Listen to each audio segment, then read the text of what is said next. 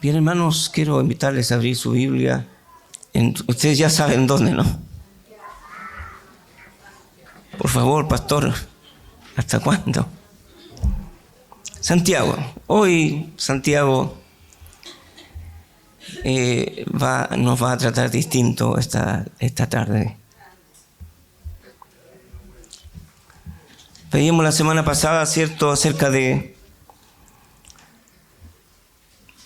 la opresión e injusticias que algunos creyentes estaban sometidos, especialmente creyentes pobres que debían trabajar por un salario diario, que era su único sustento para llevar a casa, y que sufrían la opresión a manos de creyentes judíos también. Si uno lee la historia, o sea, si leen el Antiguo Testamento,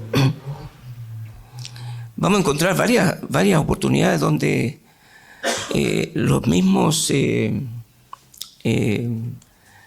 empleadores oprimían a sus compatriotas, ¿ya?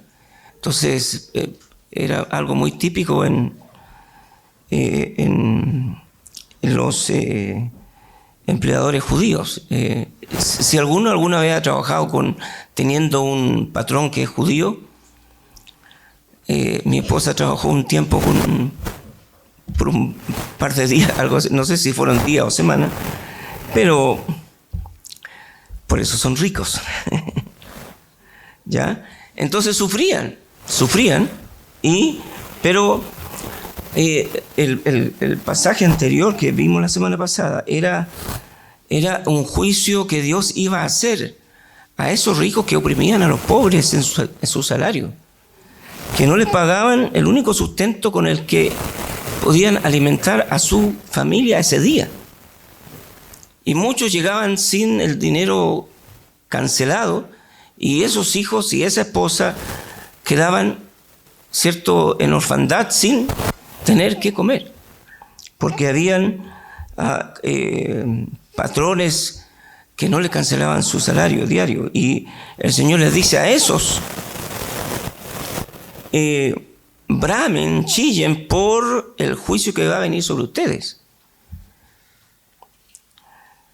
porque ellos van a recibir el castigo que merecen por esa actitud, la cual Dios claramente en la palabra la había prohibido. Lo leíamos, ¿cierto?, que el clamor de los jornaleros del pobre iba a subir a Dios y Dios iba a actuar. Y por eso Santiago les dice: ¡ay de ustedes! ¡Ay de ustedes! Ahora Santiago, vamos a ver del versículo 7 al 11, ahora Santiago va a hablar a esos creyentes que están sufriendo a manos de esos otros creyentes injustos que no le pagaban lo que debían pagarle. Entonces ahora Santiago nos va a confrontar a nosotros. Hemos visto que Santiago lo que nos está enseñando es cómo actúa la fe verdadera ante los distintos escenarios de la vida. Y hemos visto un montón de cosas, un montón de detalles que tienen que ver con nuestra vida cristiana. Y cómo la palabra de Dios y el Señor y Santiago ponen el dedo en la llaga y nos confrontan en realidad con la verdad de nuestra vida cristiana, si es tal así como nosotros decimos. Ahora Santiago nos va a confrontar a nosotros cómo responde la fe verdadera ante las injusticias de la vida. Yo creo que todos hemos sufrido injusticia. ¿Alguien aquí no ha sufrido injusticia? ¿Hay alguno que nunca ha sufrido una injusticia? Nadie, ¿no? Nadie. ¿Alguien puede estar seguro que no va a seguir sufriendo injusticia en la vida? Tampoco. ¿Ya? En realidad vamos a seguir sufriendo injusticia, ¿cierto? A manos del jefe, de su patrón,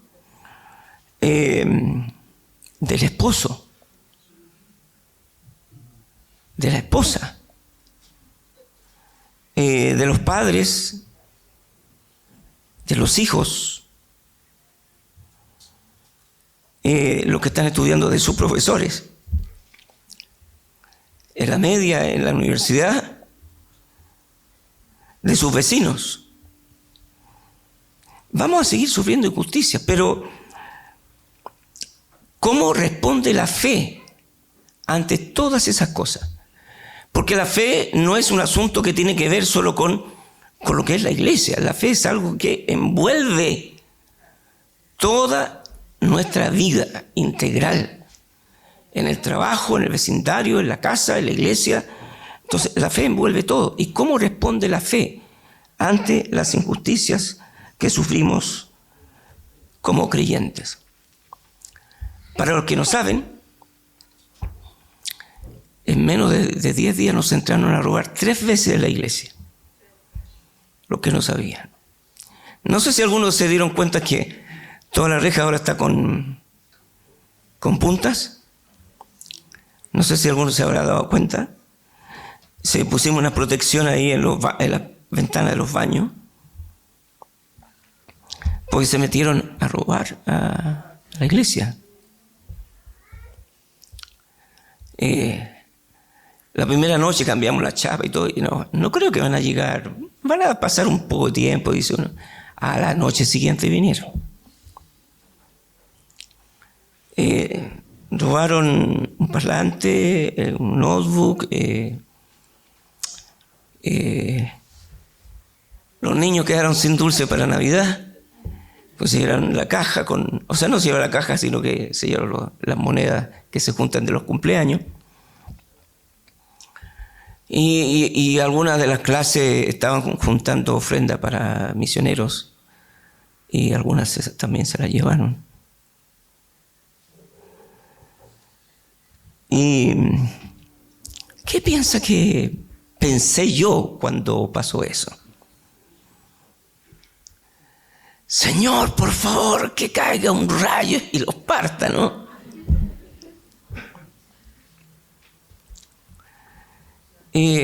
¿Cómo reacciona nuestra fe ante la injusticia?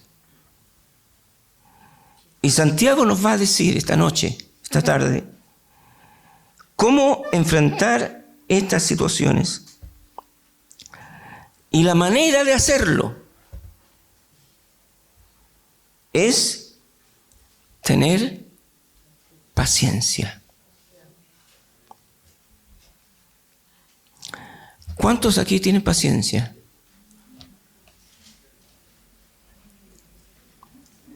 ¿Cuántos tienen paciencia?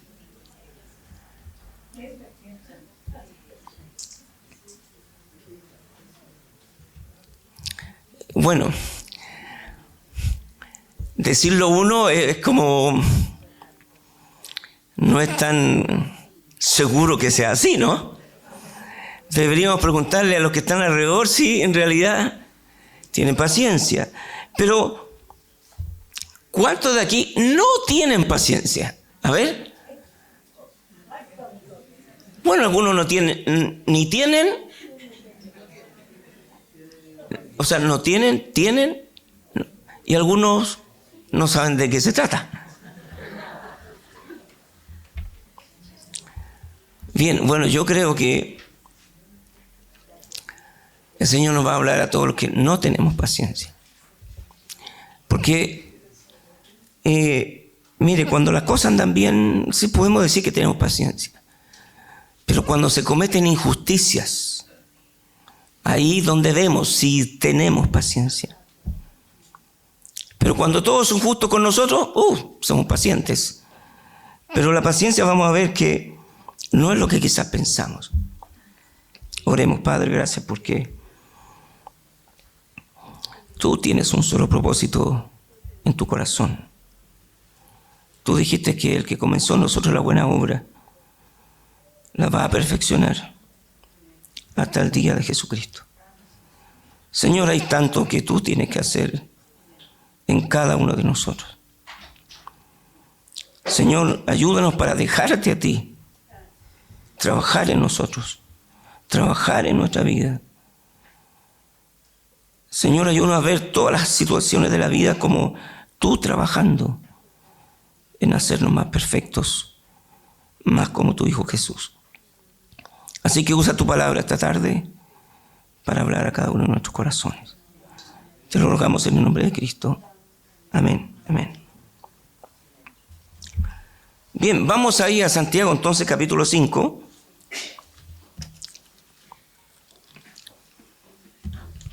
Vamos a leer, cierto, del 7 al 11. Dice: por tanto, hermanos, tened paciencia hasta la venida del Señor.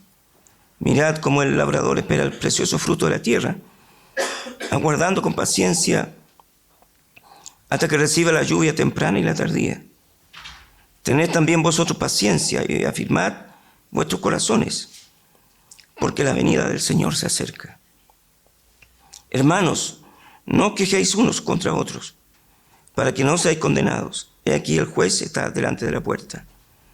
Hermanos míos, tomad como ejemplo de aflicción y de paciencia a los profetas que hablaron en el nombre del Señor. Y aquí tenemos por bienaventurados a los que sufren. Habéis oído de la paciencia de Job y habéis visto el fin del Señor, que el Señor es muy misericordioso y compasivo. Amén. Paciencia. En el primer capítulo, Santiago nos hablaba de que debíamos, en medio de las pruebas, entender que las pruebas producían paciencia. Pero paciencia en medio de las aflicciones, de las adversidades, problemas de salud, quizás materiales. Pero aquí está hablando de otro tipo de paciencia, que tiene que ver con soportar las injusticias de la vida. Y esta paciencia es macrotumeo, que significa mostrarse longánime. Y longánime es una extremada paciencia. Es una paciencia sin límites, con personas que ponen a prueba la paciencia. ¿Usted ha oído por ahí esa frase? Él saca lo más malo que hay dentro de mí. ¿Ha escuchado eso? O ella saca lo más malo que hay dentro de mí. ¿Lo ha escuchado? ¿Sabe de qué se trata esto, no? Porque es una persona tan intolerante que ese monstruo que está dentro de uno sale. Y quisiera... Bueno, me ha pasado quizá a mí, nomás a usted no. Hermano, no, pero dígalo para callado, no así para adentro. ¿No le ha pasado que de repente quiere tomar a su esposa por aquí? Y hermana, ¿no le ha pasado a usted, a su esposo, tomarla de aquí? Tomarlo de aquí. No lo diga porque va a tener muchos problemas. Pero a esa paciencia se trata. De cómo soportar a ese jefe, a ese profesor, a ese vecino, que le hace la vida a usted imposible. Que usted llega a casa y no lo deja descansar, no lo deja dormir por la bulla, la música, etcétera, etcétera, etcétera. Y entonces Santiago dice, ¿cómo enfrentar eso? Y es una sola cosa, hermano. Es cambiar el enfoque en nuestra vida. Cuando vivimos ese tipo de cosas. Dice versículos 7 y 8. Por tanto, es decir, por todo lo anterior, los versículos anteriores que estábamos viendo, las injusticias que estaban sufriendo, por el juicio que Dios va a hacer. O sea, por eso, lo que ustedes deben hacer es, dice, tened paciencia hasta la venida del Señor. Mirad cómo el labrador espera el precioso fruto de la tierra, aguardando con paciencia hasta que reciba la lluvia temprana y la tardía. Tened también vosotros paciencia y afirmad vuestros corazones, porque la venida del Señor está cerca. Entonces, la palabra de Dios dice que el enfoque donde nosotros debemos poner nuestra mirada no es en las injusticias que estamos viviendo o en las que vamos a vivir, sino que nuestro enfoque debe ser puesto en la venida del Señor. Mire lo que dice 1 Tesalonicenses, capítulo 1,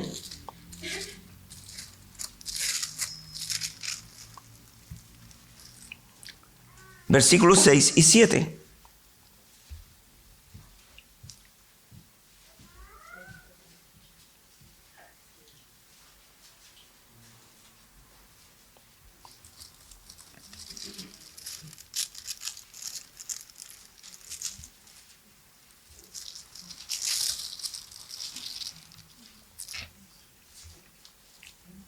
Perdón, es segunda de Tesalonicenses, perdón, es segunda. Dice así: porque es justo delante de Dios pagar con tribulación a los que os atribulan. Y a vosotros que sois atribulados, daros reposo con nosotros cuando se manifieste el Señor Jesús desde el cielo con los ángeles de su poder.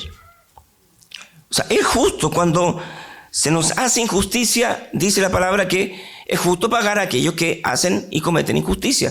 ¿Pero cuándo? ¿Ahora? No. Cuando el Señor venga. Entonces, ¿dónde debe estar nuestro enfoque? Si es justo que nos hagan justicia, pero nuestro enfoque debe ser: cuando Cristo venga, Él va a hacer justicia hacia aquellos que me están cometiendo injusticia. Él va a venir un día y hará justicia. Y Él tomará la justicia en sus manos. Y luego Santiago habla de Él, nos da el ejemplo del labrador. Dice, nos da ese ejemplo del labrador para mostrarnos cómo es que debe ser nuestra paciencia. El labrador, ¿qué hace? Trabaja la tierra, siembra, y que lo primero que hace es que esperar la primera lluvia. La primera lluvia es la que de alguna manera prepara el terreno para sembrarlo. Y luego que él ha sembrado, él espera la lluvia tardía. Esa es cuando ya ¿cierto? La siembra ha crecido un poco y entonces le da como la última fuerza a lo que se ha sembrado para que venga la cosecha. Entonces, ¿qué hace el labrador? Espera. ¿Y qué más puede hacer? Nosotros estamos viviendo sequía y oramos para que haya lluvia y no salimos todos los días fuera de la casa cada mañana y ver si hay nubes, si va a llover o no. Entonces él siembra y ¿qué hace? Se va a dormir, descansa y él espera que con paciencia que llegue la lluvia, la temprana y la tardía. Él nos aflige. Él sabe cómo funciona.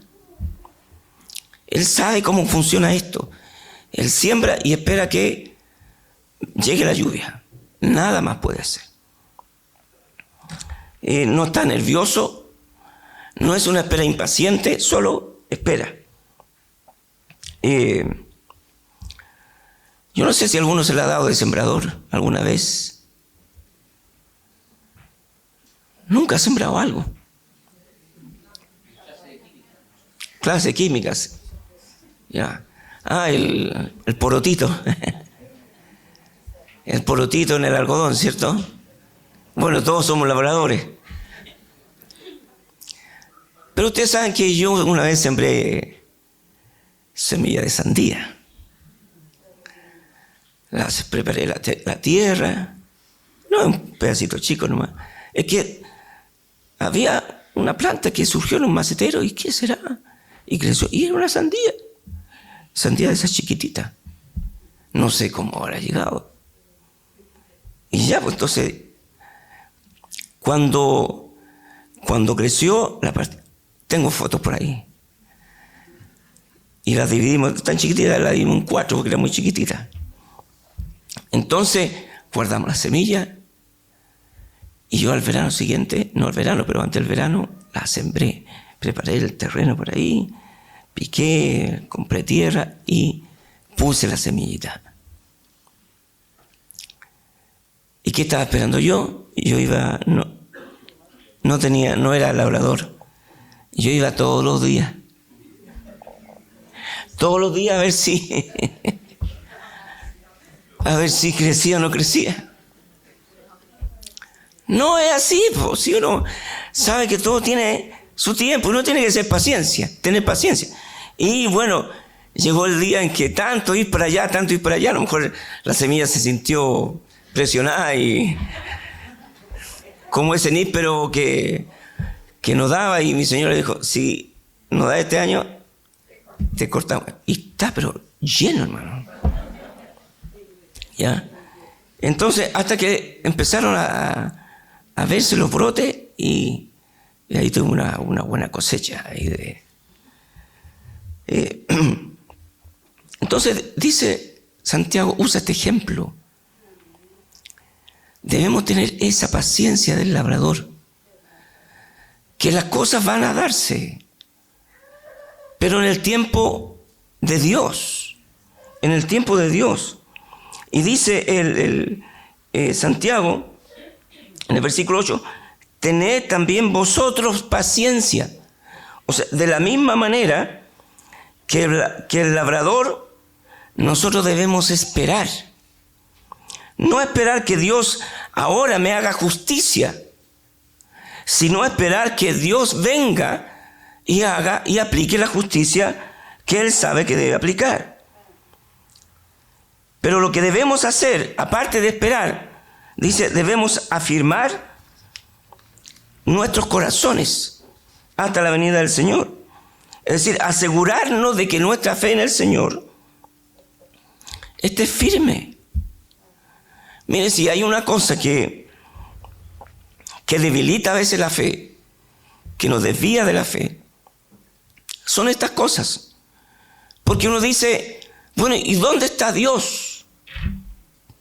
¿Y dónde está Dios que no hizo algo? Entonces dice, afirme su corazón. ¿Y por qué debemos afirmar el corazón? Dice Santiago. Porque la venida del Señor, dice, se acerca. Es decir, el Señor se está acercando. Ya está viniendo. Viene en camino. Y por esa razón, afirma tu corazón. O sea, en medio de las injusticias, afirma tu corazón porque el Señor está viniendo. Está viniendo. Él dijo que iba a venir. Mire, busque 1 Tesalonicenses, por favor.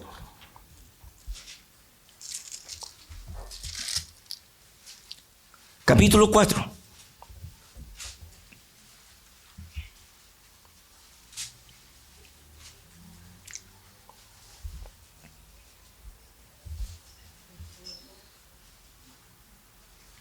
Dice, versículo 13.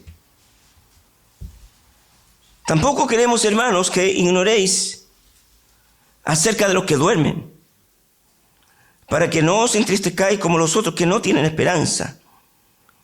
Porque si creemos que Jesús murió y resucitó, así también traerá Dios con Jesús a los que durmieron en él. Por lo cual os decimos esto en palabra del Señor, que nosotros que vivimos, que habremos quedado hasta la venida del Señor, no precederemos a los que durmieron. Porque el Señor mismo, con voz de mando, con voz de arcángel y con trompeta de Dios, descenderá del cielo, y los muertos en Cristo resucitarán primero. Luego nosotros, los que vivimos, los que hayamos quedado, seremos arrebatados juntamente con ellos en las nubes para recibir al Señor en el aire, y así estaremos siempre con el Señor. Por tanto, alentaos los unos a los otros con estas palabras. Hermanos, el Señor viene. El Señor viene. Hermano, la segunda venida de Cristo es algo real. Es una verdad, no es una ficción. Pedro también dice más adelante en una de sus cartas que algunos se burlaban de los cristianos que decían: el Señor va a venir. Y ha pasado tanto tiempo que no, eso no es verdad. Y hermano, hoy en día es igual. Hay muchos que creyeron que esta doctrina fundamental de la palabra de Dios, que el Señor va a venir, pero ellos ya no creen en eso. Pero el Señor viene. La segunda venida de Cristo es algo real, genuino, verdadero, cierto, así va a suceder. Hermano, no es un cuento. Mire, Hechos 1, por favor. Hechos 1.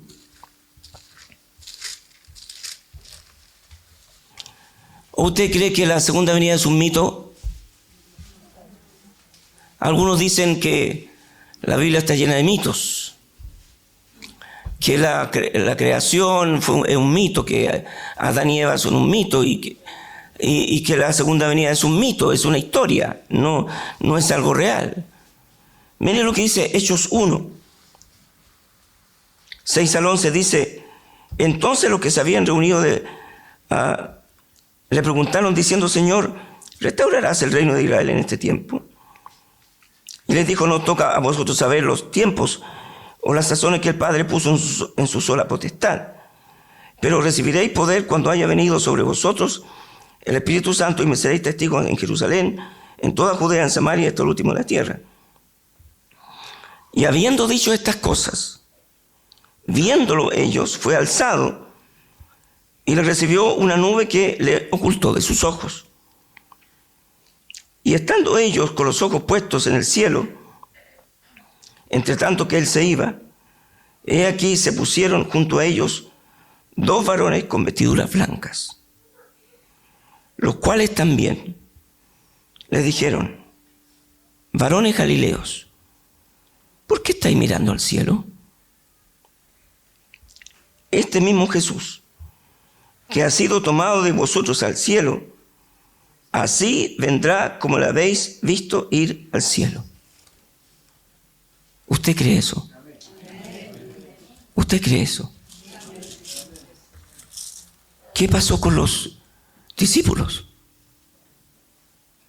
Jesús se despidió de ellos y fue alzado, y ellos se quedaron mirando. ¿Cómo Jesús desaparecía de su vista? Y ya se desapareció y ellos se quedan mirando. Quizás por si venía de inmediato, no lo sé. Pero se quedaron mirando y aparecieron dos ángeles que le dicen: ¿pero por qué siguen mirando? Ese mismo Jesús que fue llevado al cielo va a venir, va a descender. Tal como le habéis visto ir en una nube, Él va a venir en una nube. ¿Lo cree usted eso? ¿Sabe? Y la iglesia del primer siglo, la iglesia naciente, tenía esa esperanza. Tenía esa esperanza de que Cristo viniera ya.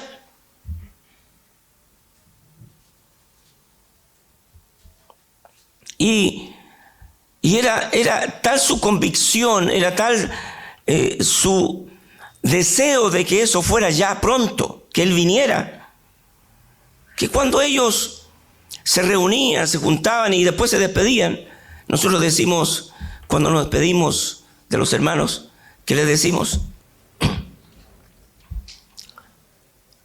¿Qué le decimos? Dios te bendiga.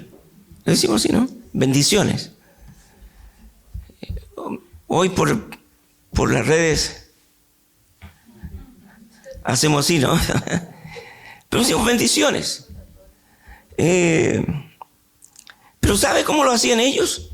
¿Cómo se despedían? Maranata. Maranata. ¿Qué significa eso? Cristo viene. Y cuando se pedían, Maranata, no te olvides, Cristo viene.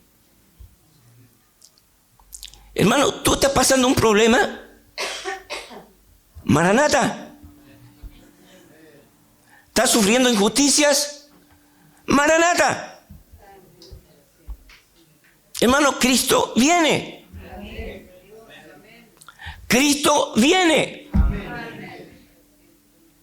Entonces, cuando uno enfrenta las injusticias de la vida, sean como sea, lo que pueda venir sobre nuestra vida, hermanos, Maranata, Cristo viene.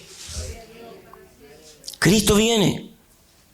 Y eso podemos aplicarlo a todas las cosas de la vida, no solamente la injusticia. Está sufriendo por una enfermedad, una necesidad, etcétera, lo que sea. Cristo viene. Fracasamos en la vida, vamos tomando malas decisiones. Cristo viene. Maranata. Y cuando Él venga, va a hacer justicia. Cuando Él venga, nos va a llevar con Él. Cuando Él venga, todas las cosas van a ser nuevas. Él dice que va a ser cielo nuevo y tierra nueva, donde mora la justicia. Maranata, Cristo viene. Cristo viene. Entonces, cuando nos despidámonos,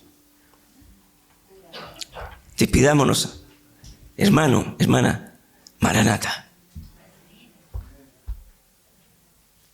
Amén. No uso esta costumbre yo, pero que es habitual en otro lado, pero no es algo que esté malo, pero dígale al hermano que está a su lado, déle la mano y diga Maranata. Dígaselo, Maranata. Maranata.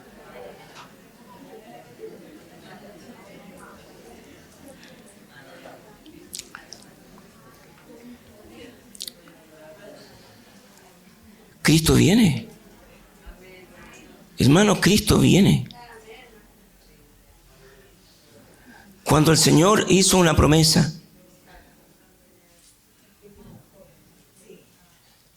Él dijo, si no fuera cierto, yo se los hubiera dicho. Voy a preparar lugar y vendré otra vez. Maranata. Entonces, cuando yo me enfoco en medio de la injusticia que puedo estar viviendo, en el trabajo, con el jefe, con los profesores en la universidad, en el liceo, quizás el esposo, la esposa, los hijos no son como deberían ser, y hay injusticias, o los trabajadores me tienen más arriba del paracaídas, como dijo alguien. Cristo viene. Hay una aflicción material, lo que sea. Cristo viene. Maranata. Maranata, hermanos. Si no, mire, nosotros no somos peregrinos, estamos de paso aquí, no estamos, digamos, edificando una cosa eterna acá en la tierra. Maranata, vamos de paso y vamos a la gloria celestial y Él va a venir y nos va a llevar con Él. Maranata. Y entonces cuando me enfoco en que Él está viniendo, entonces toda la injusticia, toda la adversidad, todo lo que sea, entonces no tiene valor, porque me voy a encontrar con Él. Amén. Entonces, hermanos, ¿cómo enfrentar la injusticia? Pacientemente poniendo mi fe en la venida de Cristo. Entonces, cuando salga, se vaya hoy de aquí y vaya a su casa y viva toda esta semana, venga lo que venga, sea lo que sea. no se olvide, Maranata. Y en vez de despedirnos con bendiciones, hermano, que Dios te bendiga, que está bien, lo podemos hacer, pero agréguele, hermano, no te olvides, Maranata. Y eso ¿qué es lo que dice al final? Decíamos al final de Tesalonicenses que leímos. Por tanto, alentaos unos a otros, ¿con qué? Con estas palabras. ¿Cuáles palabras? Que Cristo viene. Que Cristo viene. Hermano, no somos... Jesús dijo a los discípulos, no los voy a dejar huérfanos. Y Él está con nosotros por medio de su Espíritu Santo en nosotros, y por medio de su Espíritu Él también está en nosotros. Y Él dice, aliéntense unos a otros con estas palabras. A veces los hijos sufren enfermedades y las cosas se ponen muy difíciles. Maranata, Maranata, hermanos. El Señor viene.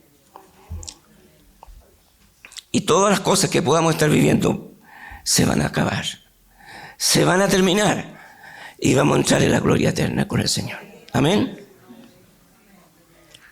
Y luego dice versículo 9.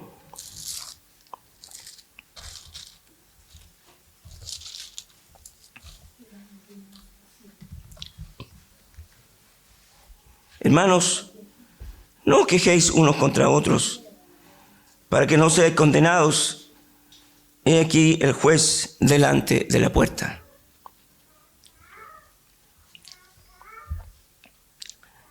Entonces, cuando nos enfocamos en medio de las injusticias, en que Dios es el juez, entonces esto nos va a llevar a no quejarnos unos contra otros. Porque hay un solo juez y Él va a juzgar todas las cosas. Usted y yo no somos jueces para tomar venganza en nuestras manos. Mire lo que dice 1 Corintios, capítulo 4, versículo 5.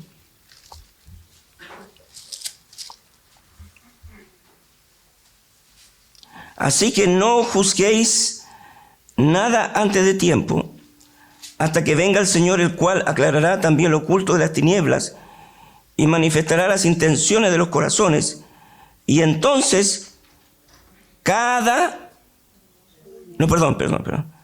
Y entonces su jefe, su patrón, su esposo, su esposa, sus hijos, van a recibir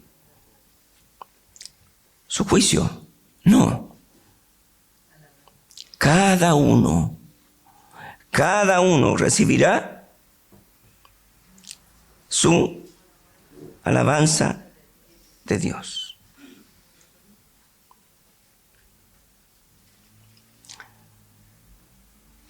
Así que no juzguéis nada antes de tiempo, hasta que venga el Señor, el cual aclarará también lo oculto de las tinieblas y manifestará las intenciones de los corazones. Y entonces cada uno recibirá su alabanza de Dios, ¿sabe?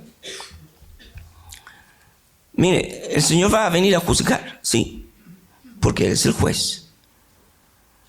Pero Él va a juzgar las injusticias que otros le han cometido a usted. Pero Dios también lo va a juzgar a usted. O sea, a cada uno. Qué bueno que vino el Señor, para que le dé a Él merecido, lo que se merece. Y después que el Señor le da su merecido, el Señor le dice, ahora ven tú, te toca a ti. Pero Señor, ven tú también. O sea, Él va a juzgar a cada uno. A cada uno. Él es el juez. Entonces, en las injusticias debemos en eso también enfocarnos, que Dios es el juez, Él es el que juzga, y Él va a juzgar a otros y te va a juzgar a ti también. Él es el juez. Se cuenta de una historia verídica hace muchos años atrás, que en una calle, en aquellos tiempos donde circulaban solo carretas, iba por una calle una carreta y los caballos se desbocaron. Y justo en medio de la calle donde iban donde los caballos se desbocaron, se salieron, y había un niño pequeño. Sentado cerca de ahí había un joven que era abogado. Y vio este escenario y él, con la agilidad de un joven, saltó sobre el niño, lo sacó del camino y le salvó la vida. Y en ese pueblo lo declararon héroe por lo que había hecho, y no era para menos, ¿verdad? Pero pasaron los años y ese niño fue joven, creció, pero escogió el camino del mal, se hizo delincuente y lo atraparon y lo iban a llevar a la horca. Y llegó el día en que se tuvo que presentar ante el juez. Y él se presentó delante del juez. Y ese juez era aquel abogado que le salvó la vida cuando él fue niño. Y entonces el juez le dijo: por todos estos delitos, yo te condeno a la horca. Y ese joven dijo: pero juez, tú fuiste el que me salvó cuando yo era niño. Yo soy ese niño que tú salvaste. Y el juez le dijo: sí, yo fui tu salvador, pero ahora soy tu juez. Mire, sabe, Cristo es el juez. Y dice la palabra que todo juicio Dios le dio al Hijo. Y Jesucristo no solo es el Salvador, sino que también Él es el juez de todos. Dios puede ser tu Salvador, el Señor puede ser tu Salvador, o puede ser tu juez que te va a condenar. Si Él es tu Salvador, entonces estás libre de recibir el juicio. Pero si tú rechazas a Cristo como tu Salvador, la única oportunidad, la única opción que el hombre tiene es que el perdón de pecado es por la fe en la obra de Cristo. Y si el hombre rechaza el único medio de salvación, ese Salvador se va a transformar en su juez un día. Entonces, hermanos, ¿cómo enfrentamos las injusticias de la vida? Enfocándonos en que Dios va a hacer justicia. No importa lo que usted esté viviendo, pero deje a Dios hacer lo que Él le corresponde hacer. No tome usted en su mano la venganza, sino deje a Dios ser el juez. Quite las manos usted de ahí y deje a Dios hacer lo que solo a Él le corresponde hacer. Y por último, ¿qué más dice Santiago? Versículo 10. Hermanos míos, tomad como ejemplo de aflicción y de paciencia a los profetas que hablaron en nombre del Señor. He aquí tenemos por bienaventurados a los que sufren. Habéis oído de la paciencia de Job y habéis visto el fin del Señor, que el Señor es muy misericordioso y compasivo. Entonces, y por último, es enfocarnos en esos ejemplos de aflicción y de paciencia, porque no solamente es usted. Y Santiago nos da dos ejemplos y nos habla de los profetas. Primero,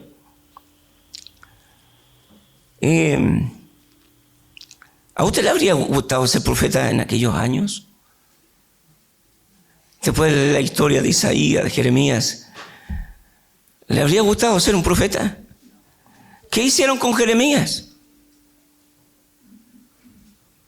Él le predicó al pueblo y llegó un momento de decir: Jeremías, ya no voy a hablar más. Porque el profeta estaba enviado por Dios en favor del pueblo, para que el pueblo se volviera a Dios y Dios los bendijera. Y entonces el profeta estaba buscando el bien del pueblo. ¿Pero qué hizo el pueblo? Lo persiguió, lo metió ahí en una cisterna y lo tuvieron a pan y agua. Y Jeremías dijo: ya no hablo más, me quedo callado, porque yo que hablo, este pueblo me rechaza, me aborrece. Y Jeremías dice: traté de quedarme callado, pero no pude. No pude. Isaías y todos los profetas. Y Esteban, cuando predica su defensa, le dice al pueblo: ustedes mataron a los profetas. ¿Y por qué los profetas? ¿Por qué los profetas, sufriendo tal adversidad, tal injusticia, ellos siguieron profetizando? Porque su enfoque no estaba en la justicia humana, su enfoque estaba en Dios. En Dios. Entonces, ellos fueron afligidos, pero tuvieron paciencia. Fueron tratados injustamente, pero tuvieron paciencia. Y luego dice el otro ejemplo, nos habla de Job. Y nos fijamos, cuando hablamos de Job, ¿en qué nos fijamos? En que perdió a sus hijos, en que perdió todos sus bienes materiales, perdió su salud. ¿No es cierto? En eso generalmente nos fijamos, centramos nuestra atención en Job, en eso. Y bueno, y la esposa, ¿para qué decir? Bueno, es única ella, ¿no? Ella es única. Ya, no voy a decir nada porque yo no, en realidad yo de alguna manera yo puedo entender un poco a ella, porque ella perdió todos sus hijos también, pues no solamente Job perdió sus hijos, sino ella perdió sus hijos. Ella los tuvo 9 meses a cada uno en el vientre. Y igual se portó mal, igual. ¿Ah? Y generalmente nos fijamos en eso. Y cuando Santiago menciona a Job aquí, no es para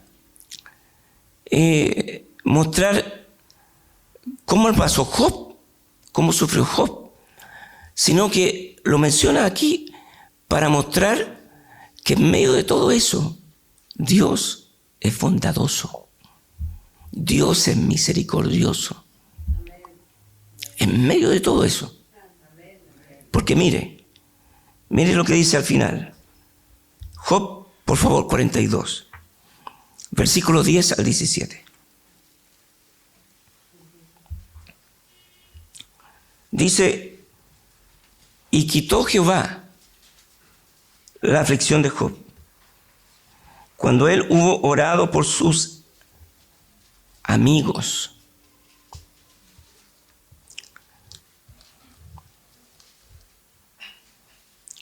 Bueno, él los sigue considerando sus amigos, que ese Job sí que era un buen amigo.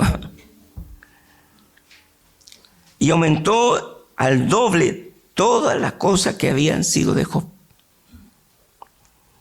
Y vinieron a él todos sus hermanos y todas sus hermanas y todos los que antes lo habían conocido, y comieron con él pan en su casa y se condolieron de él y le consolaron de todo aquel mal que Jehová había traído sobre él. Y cada uno de ellos le dio una pieza de dinero y un anillo de oro. Y bendijo Jehová el postrer estado de Job más que el primero, porque tuvo 14,000 ovejas, 6,000 camellos, 1,000 yuntas de bueyes y 1,000 asnas, y tuvo 7 hijos y 3 hijas. O sea, en total tuvo 14 hijos, los 7 que partieron y estos otros 7. No, son 10 ahí, ¿no? Llamó el nombre de la primera Gemima, el de la segunda Cesia y el de la tercera Karen Apuk. Y no había mujeres tan hermosas como las hijas de Job en toda la tierra, y les dio su padre herencia entre sus hermanos. Después de esto, vivió Job 140 años y dio a sus hijos y a los hijos de sus hijos hasta la 4ª generación. Y murió Job viejo y lleno de días. Gloria al Señor. ¿Sabe, hermano? Dios es bueno. Y en medio de todo lo que usted viva, Dios va a mostrar su misericordia. Así lo dice Santiago, que Dios es bueno y misericordioso. Y yo sé que usted ha pasado aflicciones que han sido difíciles, pero usted puede decir, como dice Santiago, que después de eso usted ha visto la mano de Dios bendiciendo su vida. Hermano, en medio de las aflicciones, recordemos estas cosas. Primero, que el Señor viene. Segundo, dejemos a Dios ser el juez de todas las cosas y no nos quejemos unos con otros. Y tercero, recuerde que así como otros tuvieron en medio de la aflicción paciencia y Dios manifestó su misericordia, Él también lo hará con usted.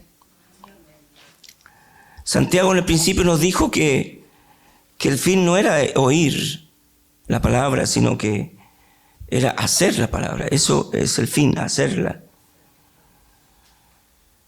Y la pregunta que yo hago esta tarde es, ¿qué vas a hacer tú entonces con esta palabra?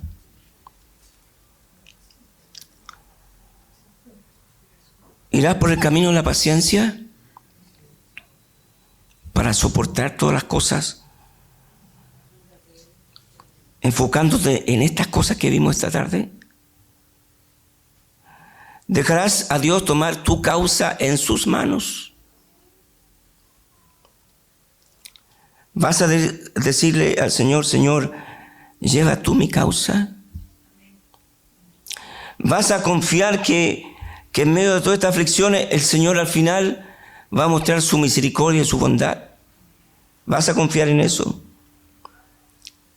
Pero hermanos, Maranata, el Señor viene. Oremos al Señor. Padre, queremos darte gracias porque con tu palabra, Señor, tú nos remeces y nos haces darnos cuenta de las cosas como en realidad tú las ves. Y gracias porque tú nos vuelves a recordar que tú estás por encima de todas las cosas.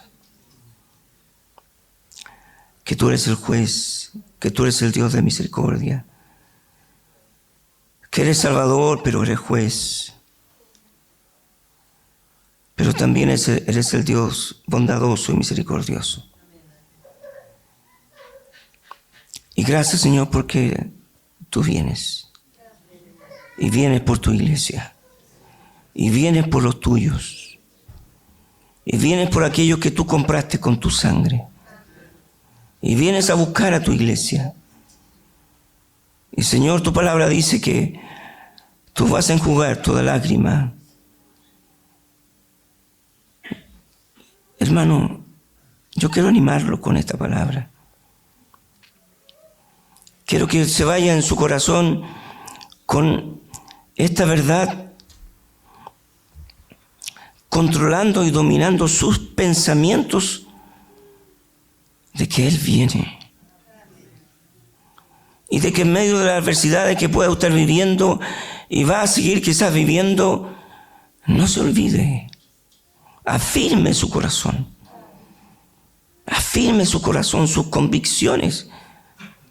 En medio de todo lo que usted pueda estar viviendo o lo difícil que pueda ser para usted, el Señor viene. Y un día estaremos con Él para siempre. Y las cosas serán completamente diferentes. Entonces, entréguele al Señor toda su carga, toda la injusticia, todo lo que sea, y descanse en Él. Y yo no sé si aquí hay alguien que aún no conoce a Cristo, si no le tiene como Señor y Salvador de su vida. Alguien que aún no es una nueva criatura, obra realizada por el Espíritu de Dios. Y quiero decirle que Cristo dijo: yo he venido a buscar y salvar lo que se había perdido. Y si usted siente que no tiene esa certeza, yo quiero decirle que Cristo quiere ser su Salvador. Pero no se olvide que Él va a ser juez también. Entonces, mientras tenga vida, busque a ese Salvador que le ama y que le espera con los brazos abiertos. Padre, gracias por tu palabra, Señor.